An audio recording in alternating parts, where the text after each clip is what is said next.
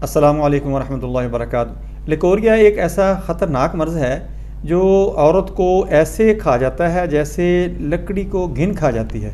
इसके साथ बहुत सारी बीमारियां जो औरत को मुतासर करती हैं। जनरल वीकनेस होती है, हड्डियों में कैल्शियम डेफिशिएंसी हो जाती है, विटामिन डी की कमी हो जाती है और इसके अलावा मोटापा होना शुरू हो जाता है, ब्लड प्रेशर हाई होना शुरू हो जाता है। अक्सर लोग ये मेडिसिन जो देते हैं वो उनको गैस, कब्ज़ वगैरह, डाइजेस्टिव सिस्टम को डिस्टर्ब करना शुरू कर देती है। वो ये गलती करते हैं कि लिकोरिया को फ़ौरन ही रोकना शुरू कर देते हैं।